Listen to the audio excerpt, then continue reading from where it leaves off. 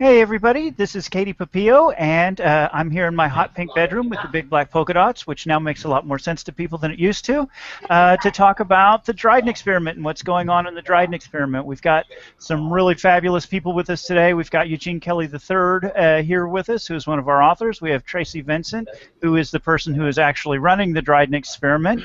And we have a special guest this evening all the way from Australia of Kat Haywood, where it is actually tomorrow morning. Hello, Kat Haywood.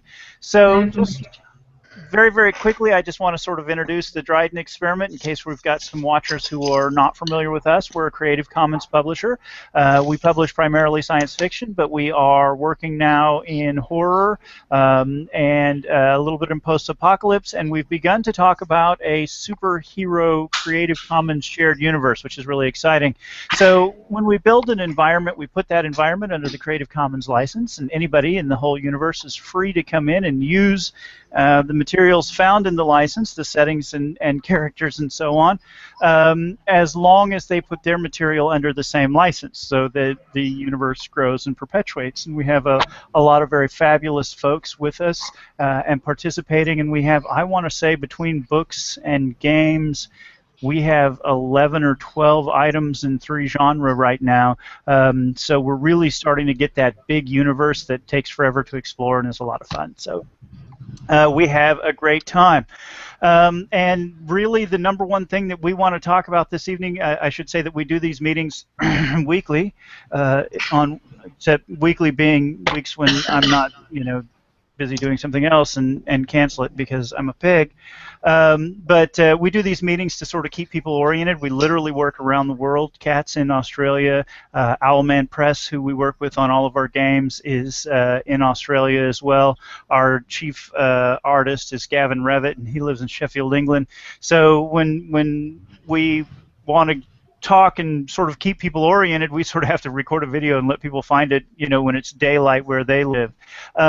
So that's sort of the function of this meeting, the primary function of this meeting.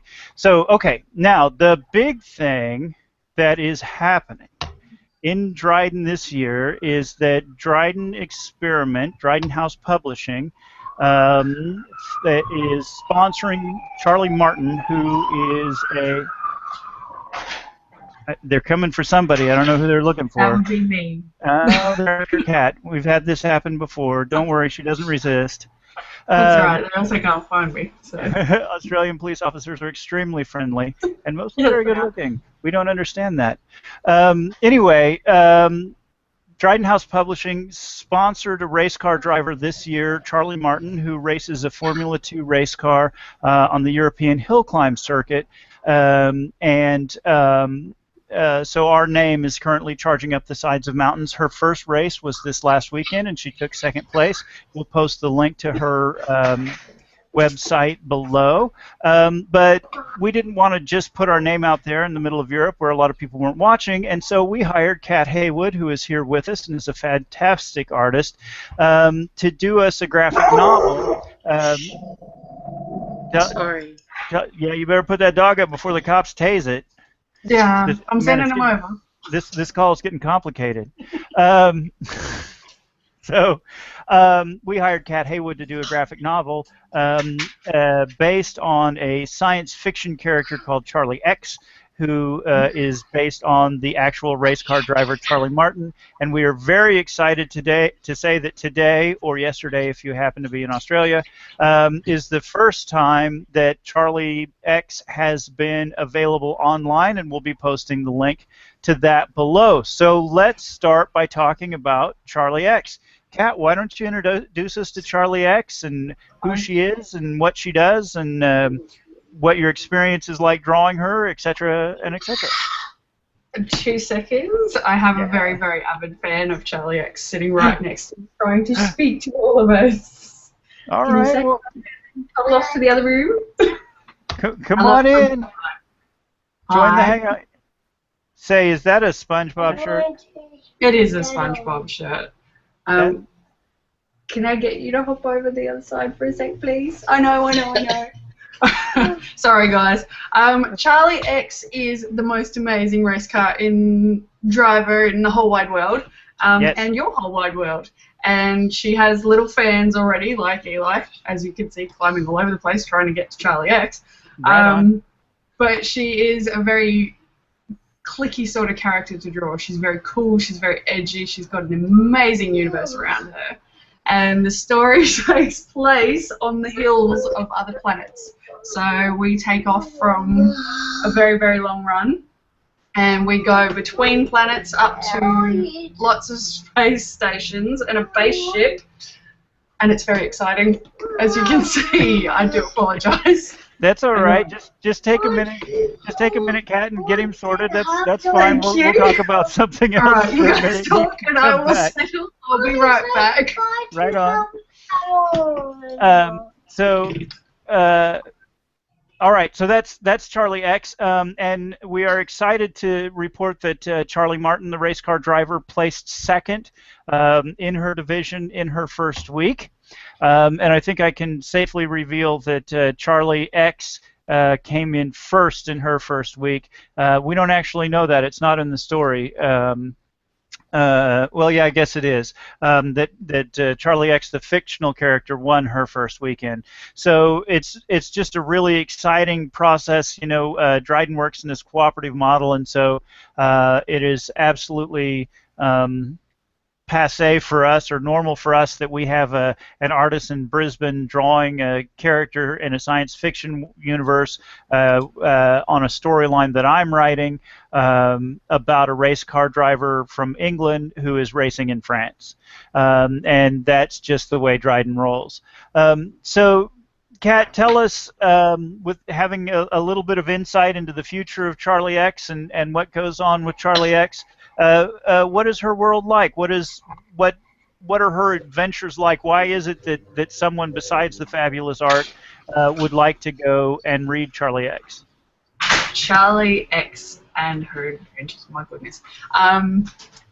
The world of Charlie is so intricately complicated and a little bit effed up, to put it in a very polite fashion. She's all kinds of awesome. She's dealing with the most amazing set of circumstances around her, and she's just so much fun to draw.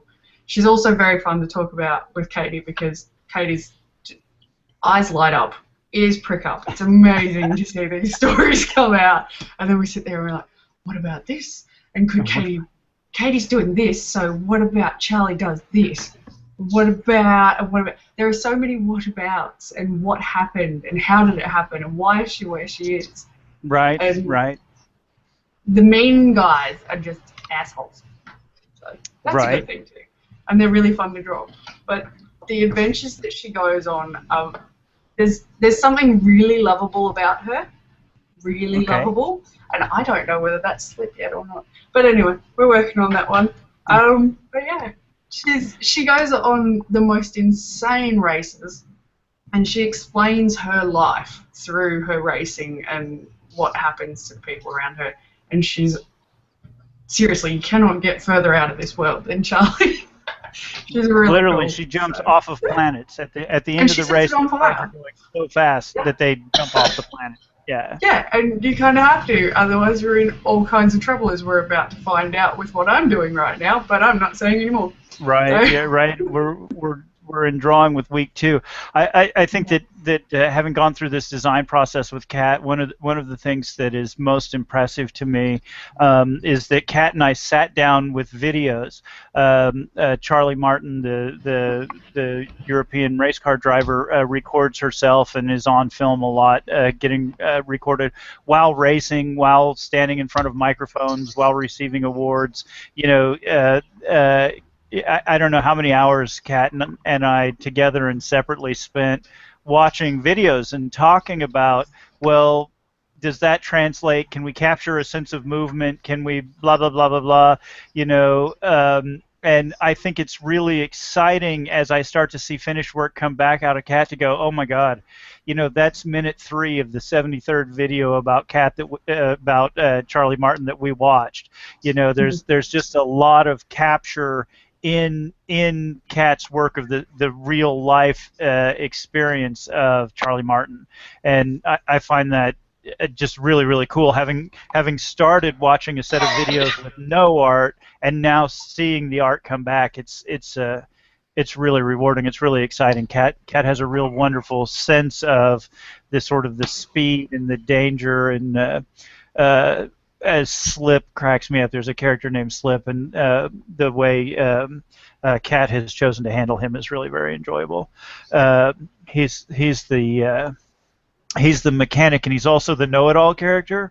The very first time we meet him, he walks into the room, and Slip goes, "Uh-oh, you've been sleeping with someone again, haven't you?" How can you tell? That's worry. Yeah. Charlie says, "How can you tell?" And he goes, "You only get that face when you've been sleeping with them." So, because of course that's a very complicated relationship, because fictional characters never have sweet, easygoing romances, because where's the fun in that? So anyway, it's just been really exciting and dynamic to see things go into Kat's eyes and come back out of them through her perceptions, and sometimes very different and sometimes very similar, but it's been a very, very enjoyable process. All right, so if you want to see Charlie X, you go to Charlie X on Facebook, or we are being hosted by MoteCon. And MoteCon is a very small gaming convention in North Carolina. And we've had a very good relationship with them. We sent samples of our books and materials down there, and they did a wonderful job sort of cross-promoting and back-promoting us. And so when we decided we wanted to go with Charlie X, we decided we would like to vend it through MoteCon so that people would go visit the MoteCon webpage and learn a lot more about what they do. They're run by this awesome guy named Russell, and Russell lost money on MoteCon last year, and we all feel very bad about that because he was really doing a very noble thing. He backs a program called Wags for Tags, which is trains companion dogs for veterans with PTSD and other disabilities. And we just felt like he was an awesome guy, and we really loved what he was doing. So we offered him Charlie X. And so if you go to motecon.com, there's a big link at the top called Charlie X, and you will be able to follow as we go forward links to Charlie Martin's webpage and blog and videos as she puts them out, and then new pages of Charlie X as we go along. Charlie will race in 9 races, and then 10 if she goes into the championship, and Charlie X, I believe, has a 9-race season ahead of her that is sort of timed to finish in October during Charlie Martin's championship. So we're very busy and having a lot of fun, and I need to get week 4 to Kat because I changed it and told her she couldn't draw it yet until I finished changing it. I may have drawn some of it. That's fine. And good on you, because I'm the one that's behind. So, Kat, did I miss anything? Is there anything else we need to be thinking about or talking about? Charlie X or any other projects?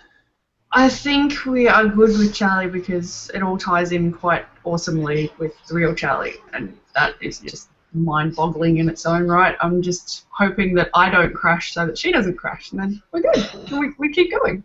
You know, last year Charlie did lose it. I think during the 2nd or 3rd race she lost control of the vehicle and took the front end off of it.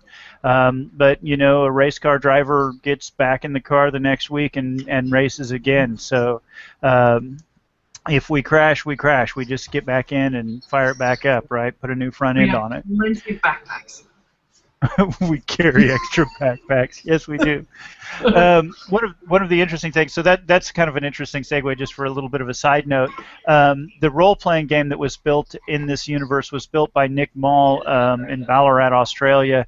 And one of the things that he developed was this idea that you could be addicted to your equipment.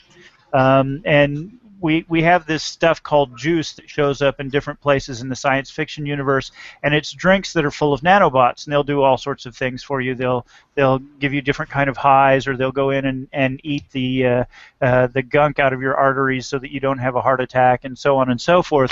Well, you can get juices that make you able to use equipment that you would not otherwise be able to use, so you get special bonuses on your dice. The problem is that you can actually become addicted to them. So when we came over and started working on Charlie X, one of the things that Charlie Martin has talked about is that kind of zone, and I've heard other race car drivers talk about it too. Once the light turns green, the entire rest of the universe disappears, and it's just you and the car and the road, and it's really kind of this magical few minutes in your life where you're in a different place and all the rules are different, and you can go as fast as you can possibly go. And we have been joined this evening. Who has joined us this evening? It's Dan in the dark. Oh, it's Dan in the dark. Okay, that's why I couldn't tell who it was. All right. Well, thanks, Dan. We're just talking about Charlie X. We'll come around in a minute, all right? All righty. So knowing that we had this addictive technology in the Dryden universe, some of which Dan explored in the Geist Marines, as a matter of fact,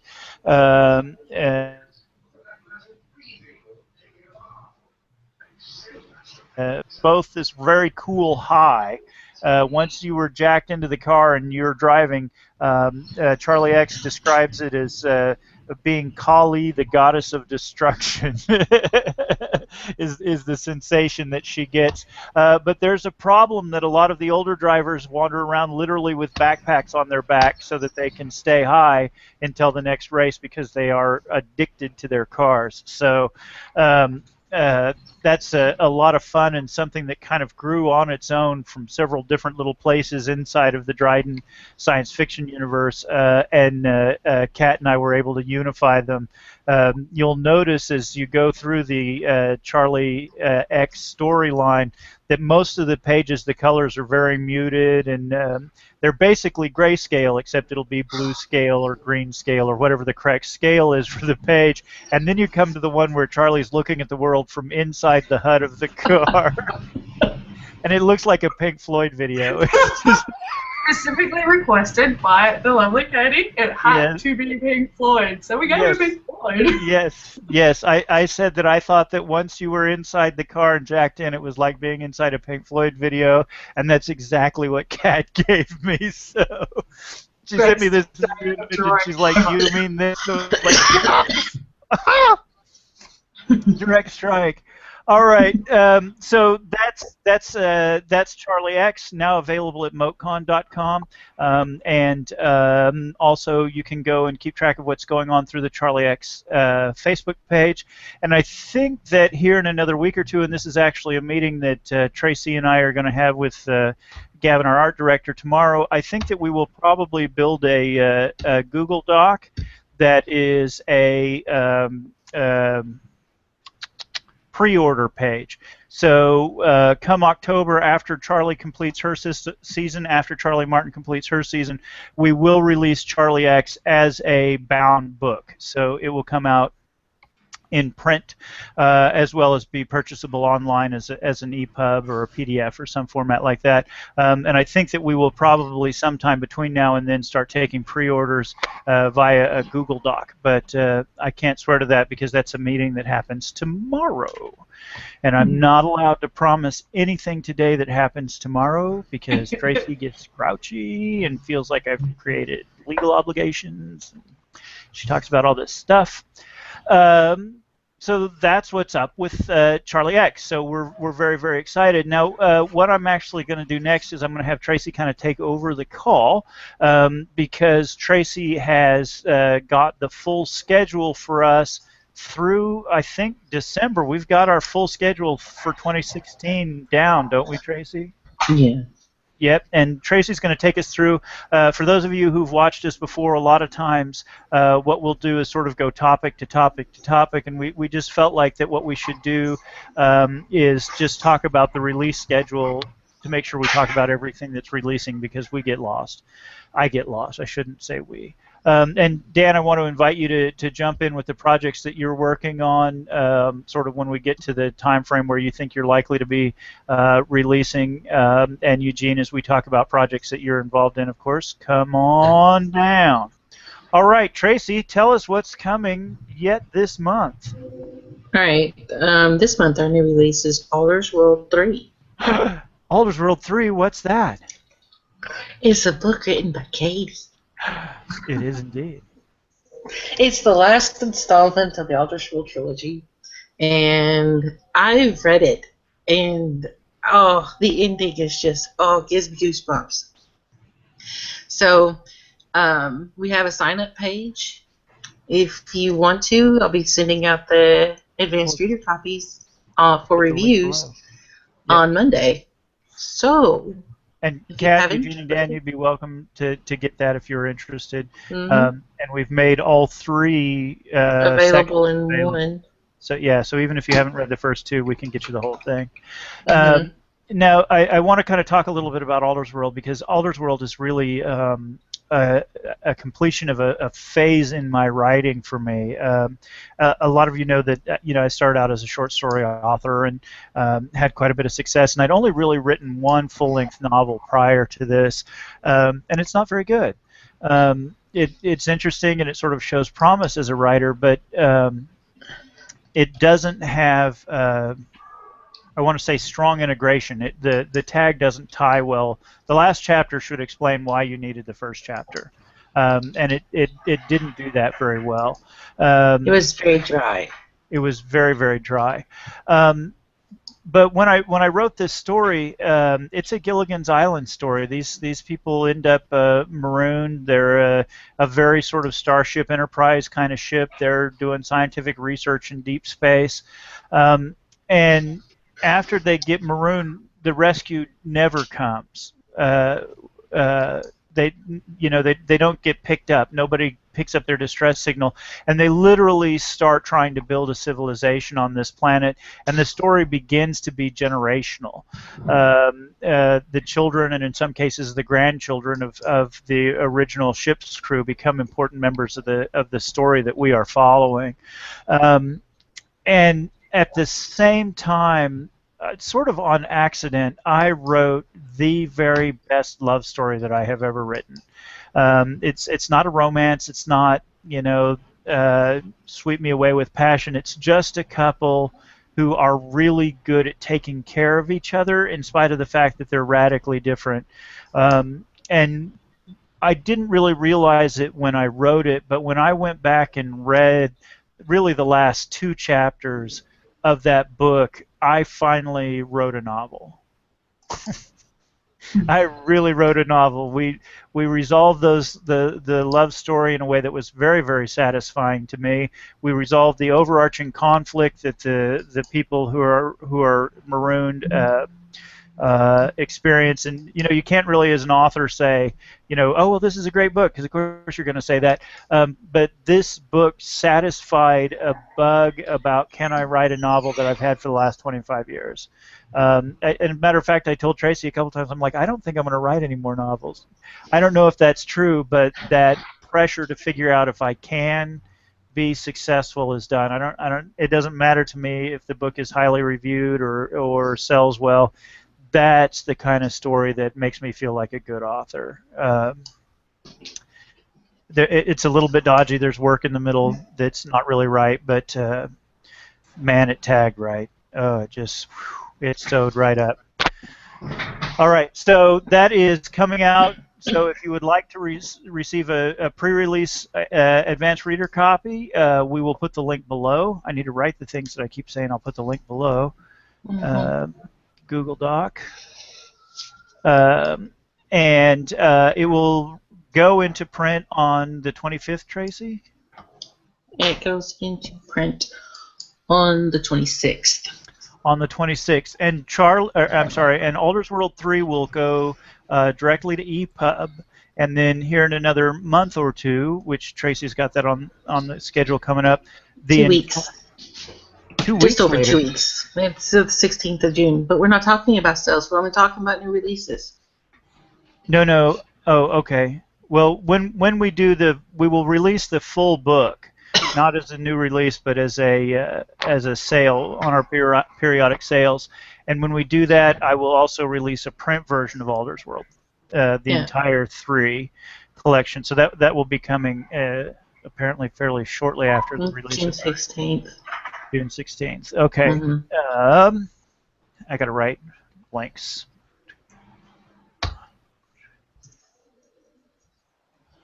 Okay, sorry, I had to keep track of all the things I'm putting links for down below. All right, so that is Charlie X, and that Alder's World 3.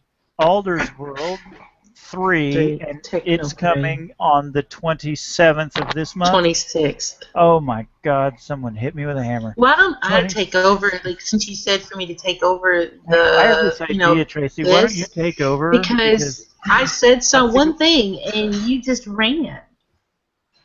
Are you saying that I ramble? I'm saying you ran off with it. So, Are- I mean, let me do my job, dude. Are you saying that I should Dadgum. F you? I feel like there's a subtext here. I'm being nice for life.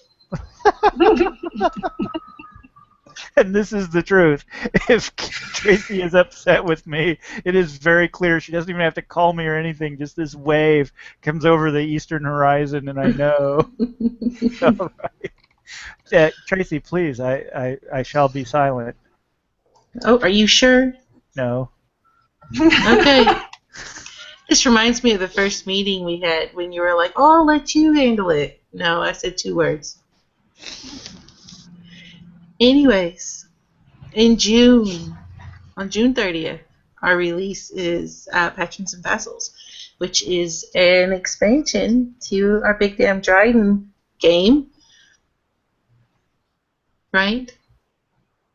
Were you asking me? Oh, well, I mean, I was waiting for you to just, you know, give a diatribe about it. Patrons and Vassals is exciting because the cybernetic space whales that Charlotte Garnier invented will finally become a playable class in the role-playing game. You will be able to role-play as a cybernetic whale.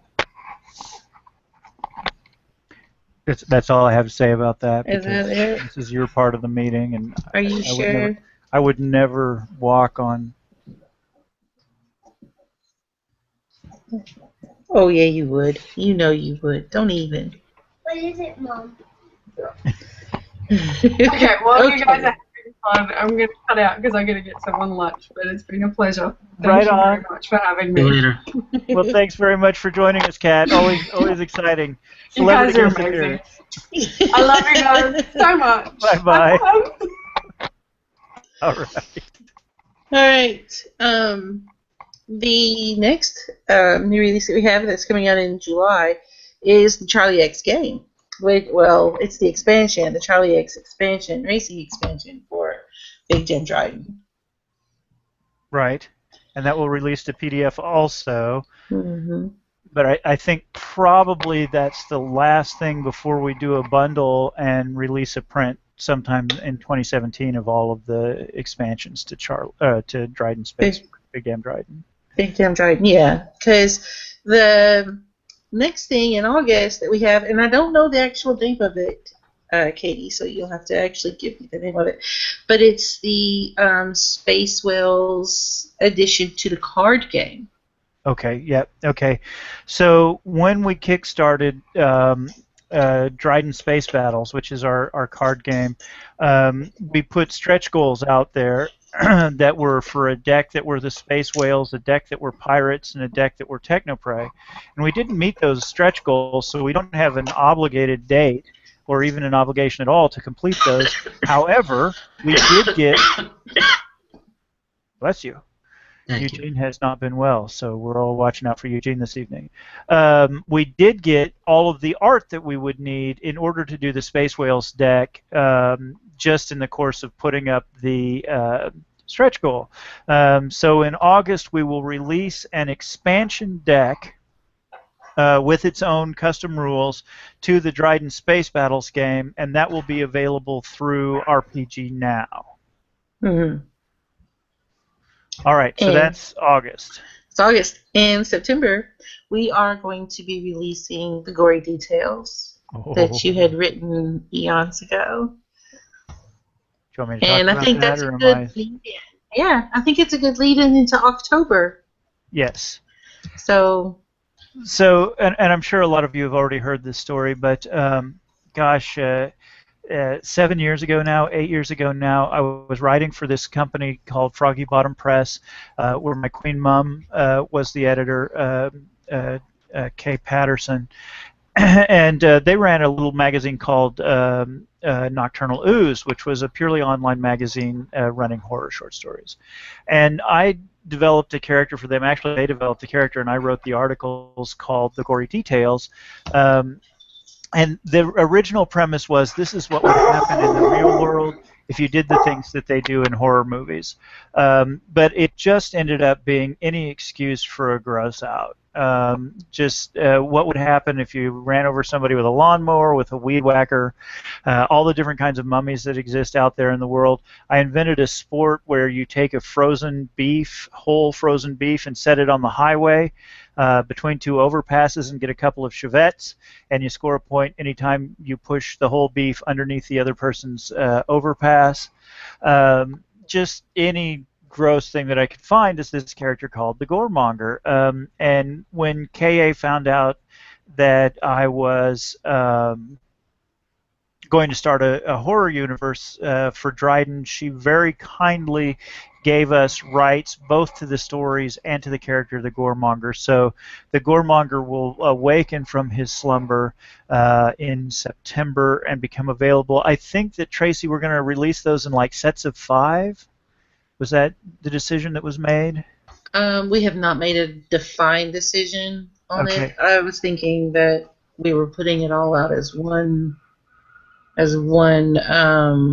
book, but we can discuss that tomorrow. Yeah, that'd be a good topic for tomorrow. I kind of had it in my head that we were going to do like a set of 5 of them for 99 cents, and then that would work out to 10 sets. We can look at it tomorrow. Right on. Okay, but anyway, fun, silly, pointlessly gross, and generally pretty technically accurate. I would actually go out and start Googling what would happen if.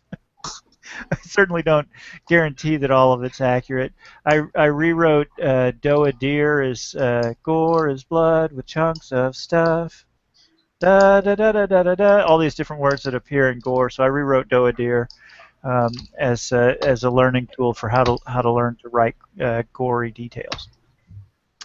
All right, and so that will be September, and then what will happen in October, Tracy? October, we will have our first annual Dryden Nightmares collection. We released one in May, just recently.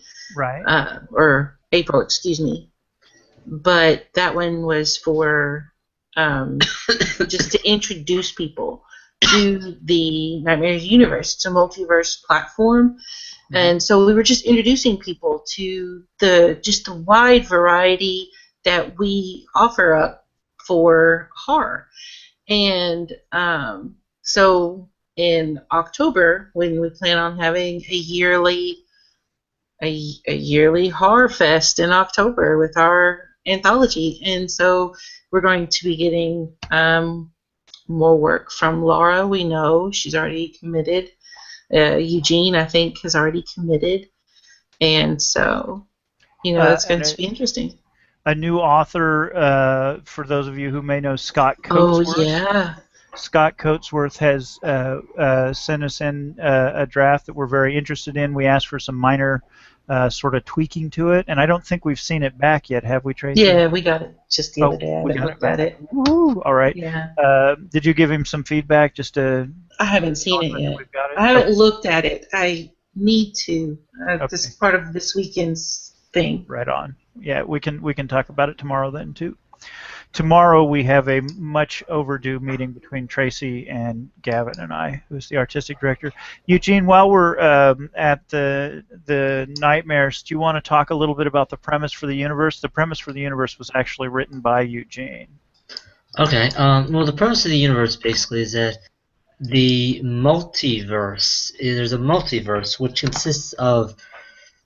It's imagine like a body full of veins, and at the center of it is a tree, a double tree that straddles the world. And inside this tree is a type of poison. And the poison goes out and goes through these veins and connects all these different, almost unlimited numbers of universes and Earths. And basically is that it depends depending on how much this poison gets through a certain plant. Depends on sort of how weird this place is. If it's like a lot of poison, if the portals are really open, then that means that there's gonna be a lot of weird stuff going on. Like the world I introduced in the first Dryden Nightmares, that is definitely a place where the portals are very open. On the other hand, you could have places the portals are very, very tiny, and so it's very much a world like our own. And this is to allow for a wide variety of stories. You have sort of a fantastical fantasy type stuff, or you can have sort of just I don't know, sort of maybe a detective story or something. And there's everything in between. And there's a whole pantheon of deities I created. And so it's really a type of story where anything that's remotely horror can be done in this multiverse. Right on. It's a really great setup. As a matter of fact, that introduction is available on the Dryden Nightmares Facebook page. And then, of course, the first Nightmares collection it's just 99 cents for the ebook, and it's in there as well if you wanted to pick up a copy of that. The reviews have been generally very good. We're over 4 stars on average on our reviews. Not as many reviews as we would like, of course, because we're very small and it takes us a while to build up reviews, but we feel very good. The other thing that was really very exciting about that collection, and Tracy, I know that I just walked right back in, tough shit, was that most of the stories that got submitted to us were clearly the beginning of larger works. And we're already starting to see that when we asked Laura Conrad what she wanted to come back with. Her first story was called Doorway Girl. And she wants to bring us back a larger section from that world where we learn some other things. I don't know what they are. I haven't read it yet, obviously, about the universe or about the planet that the Gorway Girl lives on and why things function the way they do in her world. So very, very exciting. One of Kitty Sarkozy's stories that she submitted was clearly just the introduction to a larger story. The one that I submitted was kind of a teaser. I don't have plans for it, but of course, since we're Creative Commons, somebody else would be welcome to come in and develop that if they wanted to. So some really interesting teaser kind of stuff, and we're really, really excited and already gathering materials for our October release. If you would like to submit a story for October, you should submit it to Dryden House Submissions, spelled just like it sounds, at gmail.com. And Tracy monitors that email, and we'll catch it right away, and we'll let you know what we think about your story. So. Wonderful. All right, Tracy, I believe we're in October. Yeah, well, we just finished October. Oh, good. And now we have November, which is our final new release of the year. Right. And that is the Charlie X book. Right. Which, I mean, we've went into detail about Charlie X, so. Right.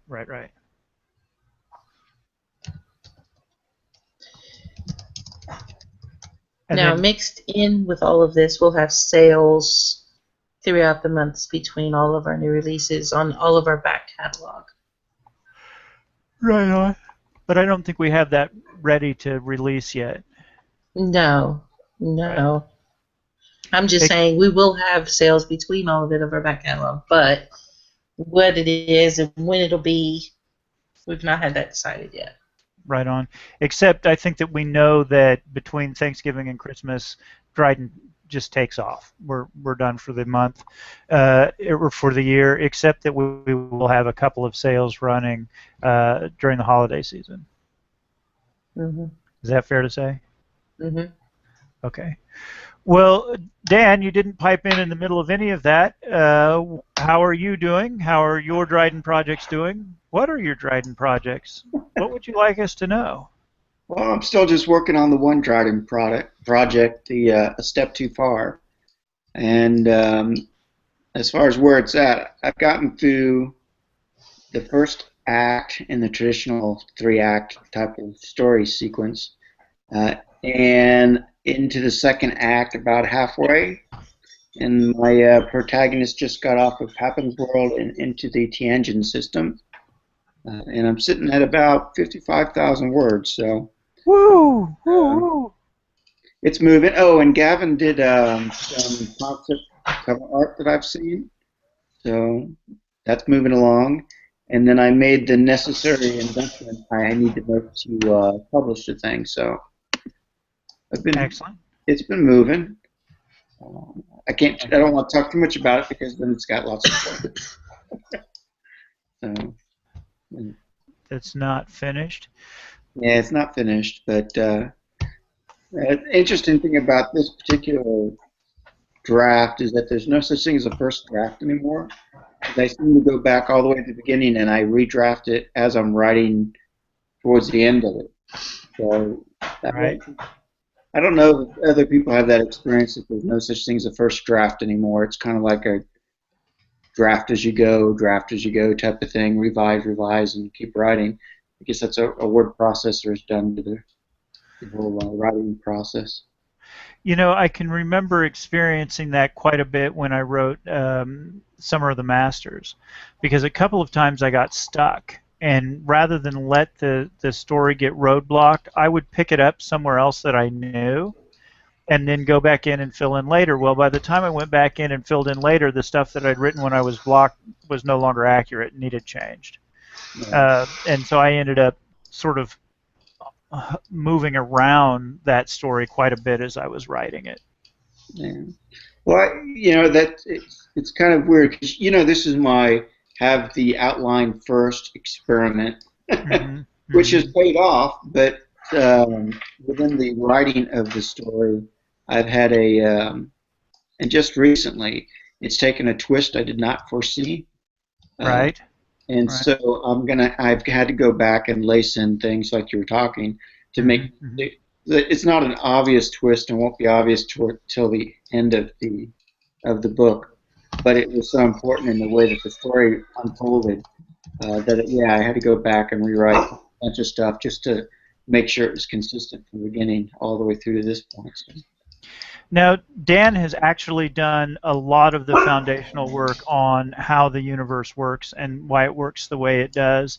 Dan, why don't you talk about some of the other things that you've written in the Dryden universe, and then I think maybe we'll segue over before we get off the call and talk about some of the non-Dryden projects that some of our peeps are working on, and we'll give you a chance to talk about where you are with those too. Okay. Well, there's the novel, The Eclipsing of Cyrus C, which I just call Eclipsing for short. And that's been out for a little, almost a year now.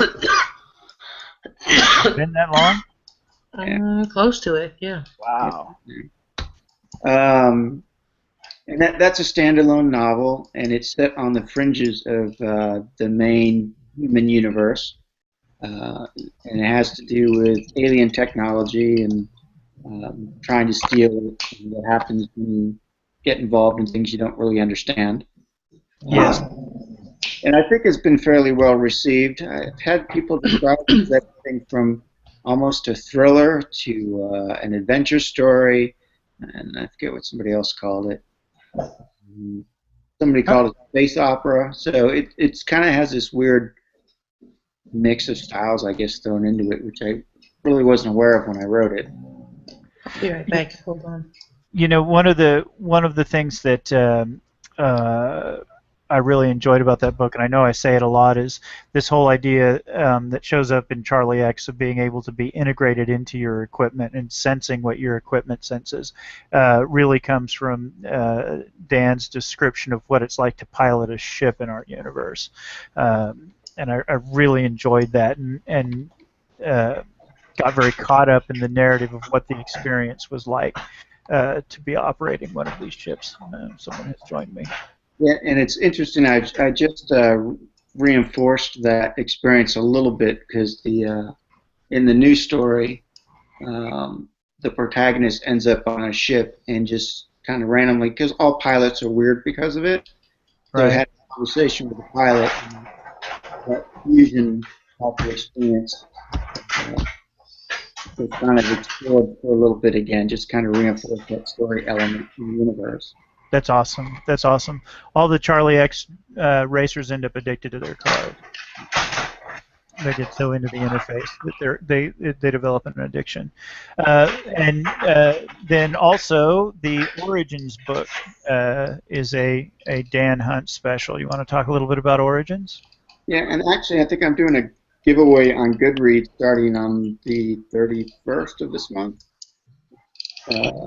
for some copies of Origins. It's three novellas and one fairly long short story, depending on how you chop the numbers. Right. And it does things like it'll introduce Geist Marines, ship-to-ship combat,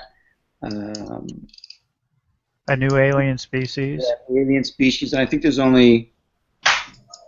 there only three actual alien species? The European, then the one that's in, although they're all dead. Right. All of the ones in Eclipsing are dead.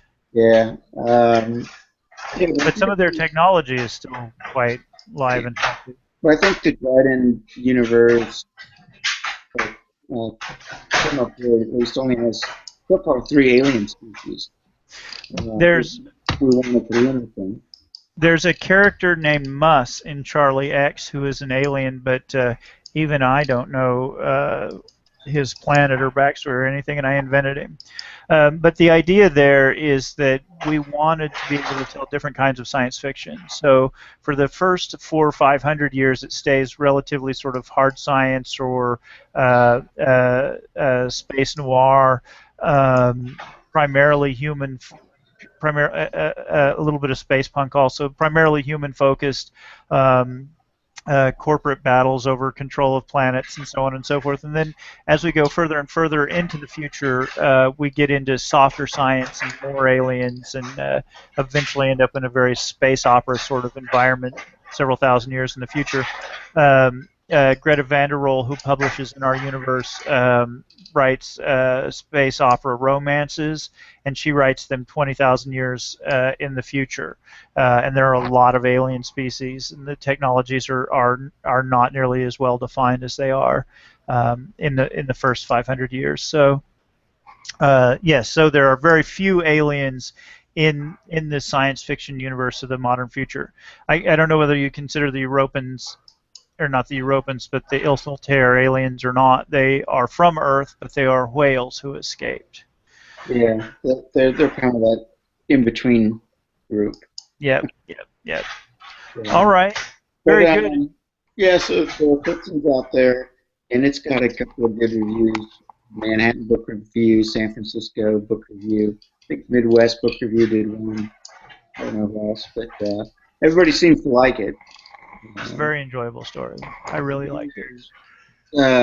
So Origins has the story that introduces the Geist Marines, and space combat, and ground combat. And then you've got an early story where the person gets his hands on a weapons of mass destruction, the newest and greatest, but he goes crazy. That's kind of like a ghost story. It's kind of fun.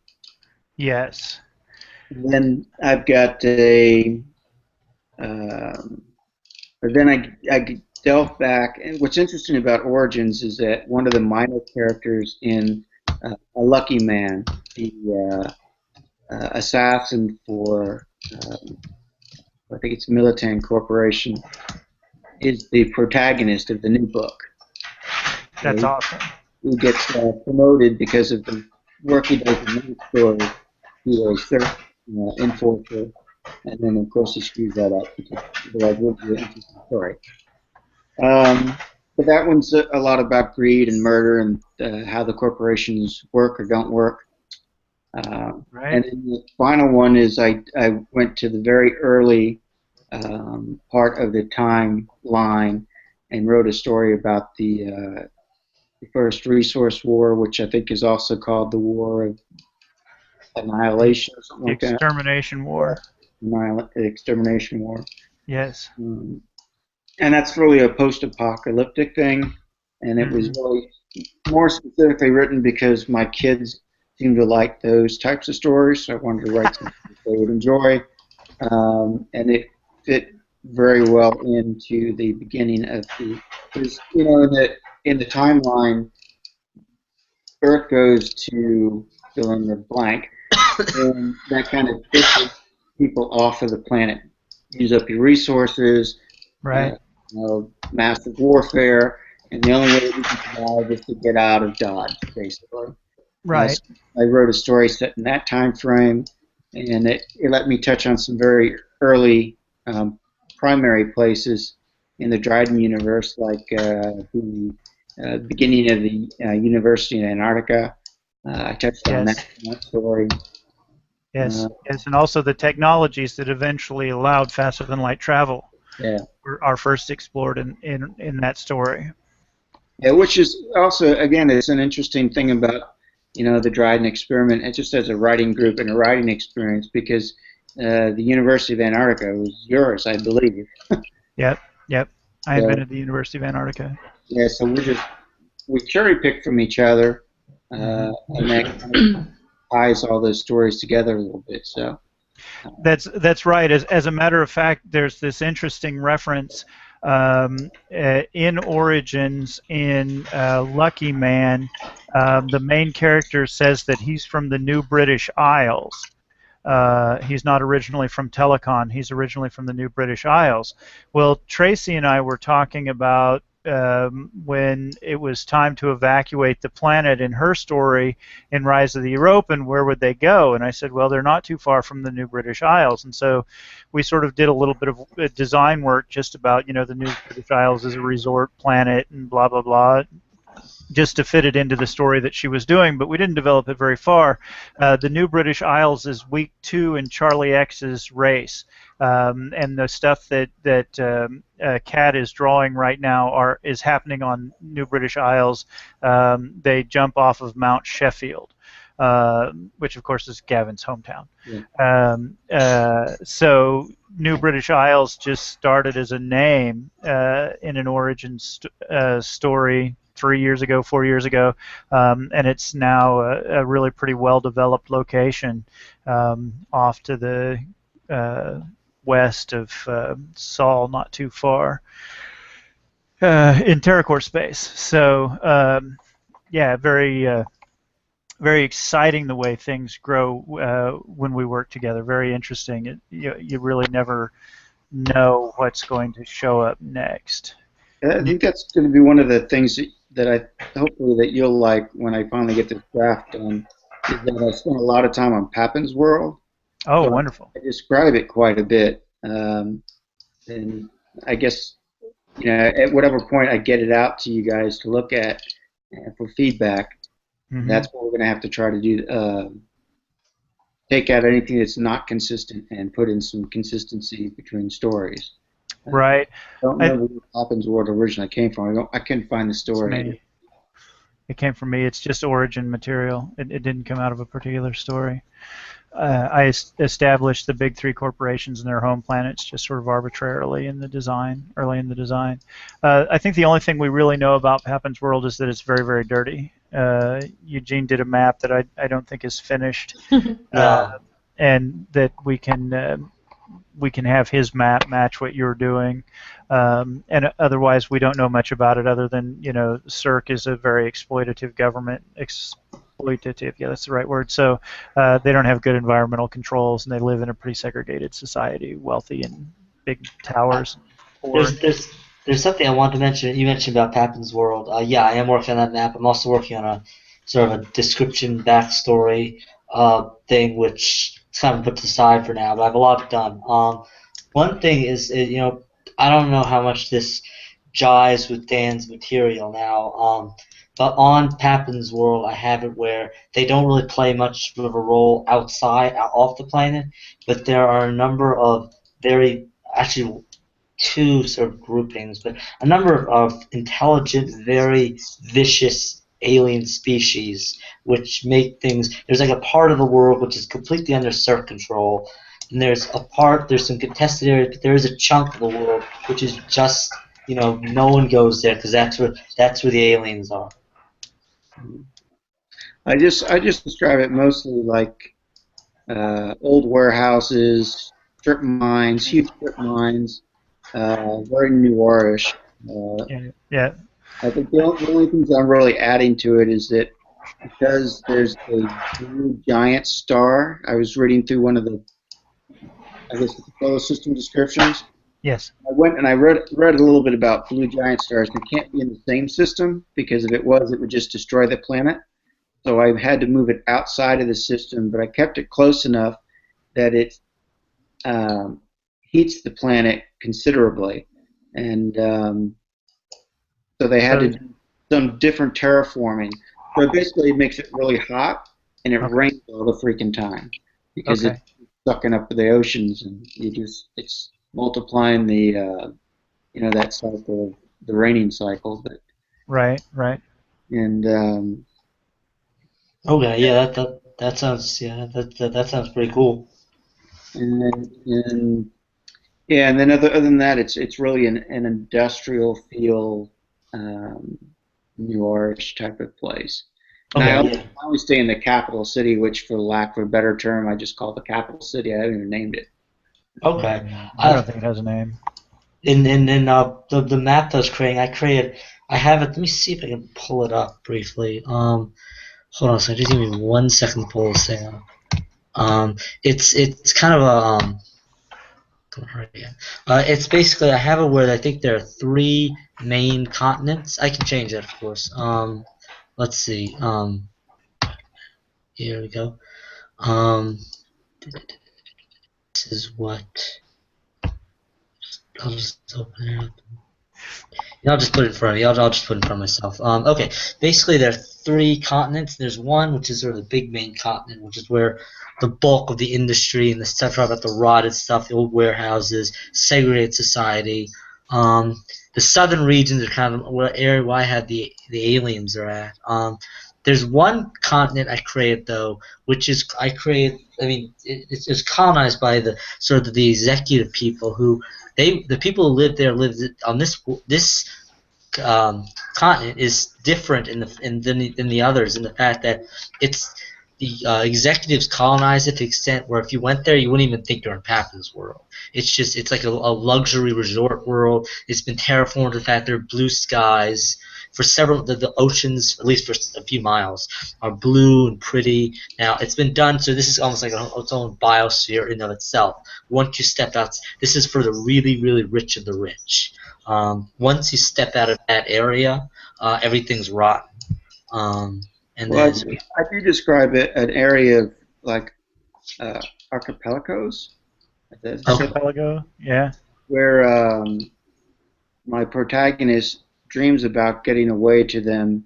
There we go. Well, because it's a nicer place, but he doesn't go to the really rich places because he can't afford it. So he goes to this little village on one of the like a little island or something off the coast. But Right on. So it's what? interesting, Eugene. If you could send me your map, and then I can try to start blending some of that stuff into my story to try to get some consistency.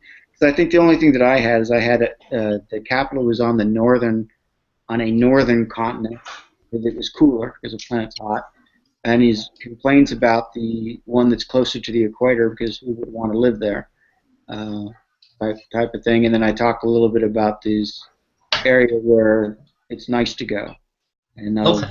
seafaring. Sounds like we got some nice sort of what's that word where everything works together in a copacetic manner? Synchronicities. Yeah, there is actually one area which I created. I actually do have an archipelago. Part of it is controlled by Cirque, which is again more the industry stuff.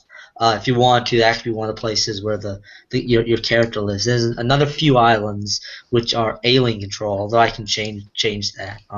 And then the final continent I actually created something that's very interesting. In the north is sort of an independent human state, which was created by a bunch of workers who revolted, and they revolted. They weren't able to successfully overthrow the corporation, but they fled to this one kind of desert area on the north of this continent, and they created their own state. And so they got this small kind of almost workers proletariat in sort of on this planet. It's just a small area there, very small. It's had no influence outside, but it's these workers who revolted and were able to create their own state. So I think maybe Eugene, what we need to do is sort of at some point sort of get Dan's draft and look at your map and see if maybe the archipelago can be made into the rich continent and the main city can be in the north instead of the central continent, and just kind of tweak it a little bit. I don't think you've got anything on your planet that's going to crash with Dan's story. We might just see if we can get some draft from Dan so that we can kind of get things placed in a consistent manner. Okay, okay, and then just one little tiny thing. Also, I've got a city, which is where, because what inspired me to do this was actually Charlie X. About a city where the and maybe this is, I can change this if this conflicts with Charlie X, but it's a city where the racers are basically lodged, where it's very, very nice, because they want it to look nice they want the racers to come, but then obviously outside, again, everything's crud. There's really no discussion of the location on the planet in Charlie X. Okay. She just comments what a filthy planet it is. Okay, well that makes sense. Well, Yeah. it might be a nice combination project. I mean, if we ever draw like a map of it, have Gavin make it look nice, and I can always put it in my book. Oh, yeah. You have two sides of the planet. Well, But what I thing love. we do that in this story is because we delve a lot into the corporate world. I wanted to kind of more tightly define how CERC4 operates. Okay.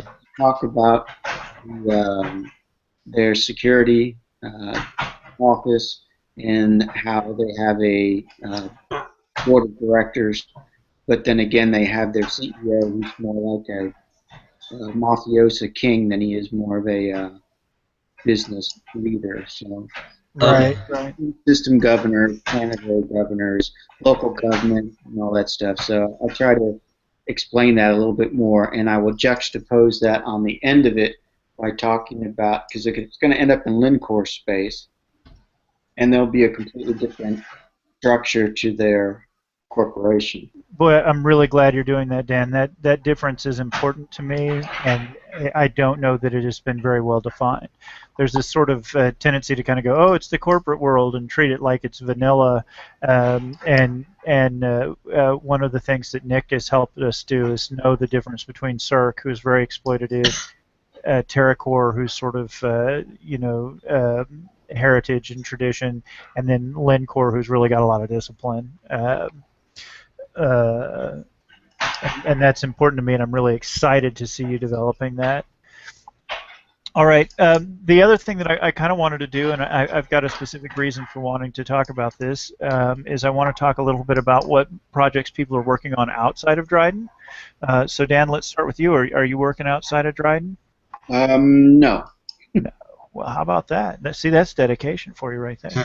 It's called trying to be disciplined and finishing what I started. Right. Very important. We can't publish it if it never gets written. That's a problem I experience with a lot of my own stories. That's a great idea. If it were on paper, I'd do something about it. Okay. So good enough. And Eugene, what are you working on? Well, I'll just mention it briefly because I don't know if it's going to be Dryden or not. It's a novel called Empire of the Carnivores. It's kind of a sci-fi, fantasy, weird fiction thing.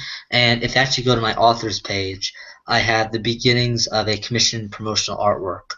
That's one of the characters. It's a big, giant wasp with spears, swords, and such. But it may be inside Dryden. If it is, it's going to be in Dryden Nightmares. But it may or may not. I was putting it out there. That's one of the projects I've been mapping out, and I've written a few pages. Right on. And then I actually want to paraphrase the next one because I'm really, really excited about it. I don't know. I suppose both of you have read Tracy's writing, at least as far as her story and Rise of the European. But Tracy's writing continues to improve at this really, really fantastic rate, and it's really, really exciting to watch. And I specifically want to ask Tracy to talk about the Beekeeper a little bit and give us just a little bit of a tease, because there's something, I don't know what the publication date is, I don't know when the draft date is, but there's something very, very exciting coming out of Dryden House that is not Dryden House. It's going to be published on its own. but it's coming from Tracy, and I'm really stoked about it. So Tracy. Okay, so the beekeeper was actually inspired by my tattoo artist. The big Cthulhu-ish tattoo that I got on my arm. That's Dryden tattoo. Yes. The just the sheer irritation that my skin had to go through getting this tattoo made me think about this character, the beekeeper. And so what started out to be a short story ended up being a book written in a series of vignettes. And we're going to have each vignette is told by a particular character that meets the beekeeper. And the beekeeper he's a truth seeker. He's not necessarily a bad guy, but he has no problem doing bad things to achieve his goal. And so the premise of the story is that there is a car that was stolen, there's a briefcase that is missing, and a mutilated body in the trunk. So it becomes a whodunit. But what was really, really exciting about this story, you know, Dryden talks a lot about we want to be a place for people to grow and develop, and when I started seeing this story coming out of Tracy, at first I was just kind of happy because, you know, this is Tracy taking advantage of the practice that she's gotten and the experience that she's gotten at Dryden to turn around and do something for herself that she's enjoying doing. And then I read a sample of it that was really pretty well written, and that was pretty pleasing. But then she started on this monologue about the development of the plot, and it's just this really sophisticated, advanced storytelling plot, and I was like, wow. But when she described it, she had the execution for it. It wasn't like she dreamed up something that she would never get written. You know, I mean, I could sit down and give you a monologue about how you would build a story like Les Miserables, but I would never write it. I'm just not capable of that. But Tracy described a very interesting way of telling the story. A lot of very exciting sort of moments of discovery for the reader to try to piece together, almost kind of a whodunit style, but through this really interesting and painful focal point. And it is sophisticated storytelling. And it's very interesting storytelling. And Gavin Revitt will be designing the cover. And as a gift to Tracy, both as my friend and for her fabulously hard work with Dryden, I'm paying for that cover. I'm buying the cover for that book. So that we know that we get a really good quality cover, and Tracy doesn't need to worry about number of revisions or edits or anything. It's already paid for. So the Beekeeper, you guys, pay attention, watch out when it comes out, because Tracy's really doing something very enjoyable.